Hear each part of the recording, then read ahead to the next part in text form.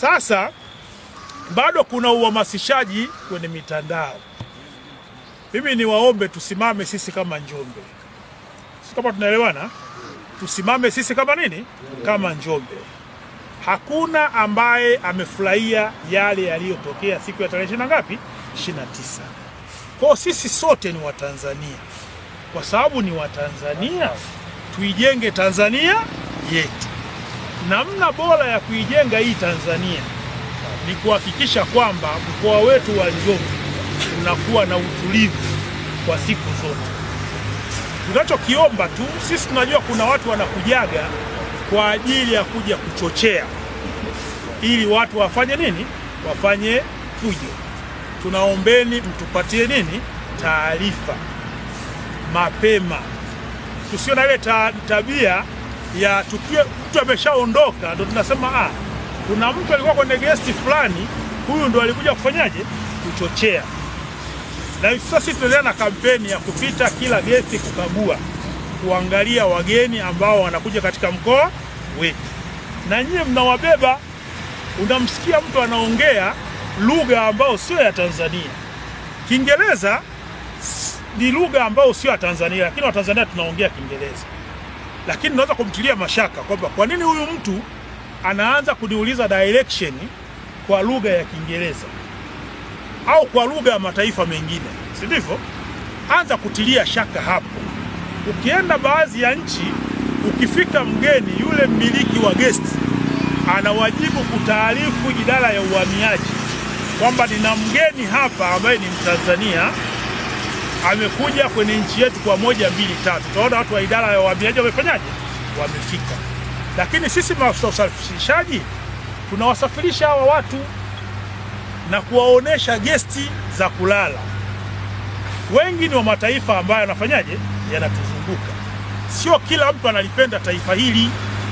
Kuna watu wengine wanaona amani iliyopo kwa nchi hii imekuwa ni kubwa, wanaona hapana, hii nchi lazima na yenyewe iwe na namna fulani ya kutikisika. Kwa nini hii tu ndio iitwe kisiwa cha nini? Cha amani.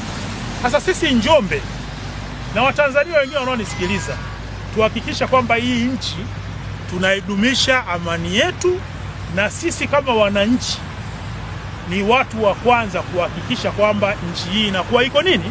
Iko salama. Inakuwaje salama? Ni kwa kutoa taarifa kwa polisi mapema. Unapoona kwamba kuna jambo ambalo linahatarisha amani ya nchi hii, basi utoe nini? Taarifa. Sasa mimi niwatake sasa nyie, kama mimi kama kaka yenu, najisikia aibu sana kuona kwamba miongoni mwa watu ambao watashiriki katika hao matukio ni maafisa usafirishaji. Hasa nyie muwe mabalozi wa wale wengine, si ndivyo? Ili muwafikishie ujumbe kwamba kamanda anatupenda sana na kwamba ametuomba sisi kama maafisa usafirishaji tuwe mabalozi wa usalama wa mkoa wetu huu wa nini?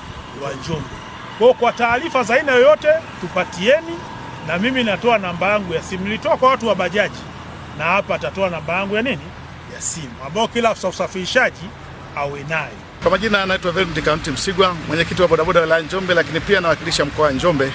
Tuko hapa kwa ajili ya kulinda amani ya mkoa wetu na nchi yetu, taifa letu la Tanzania.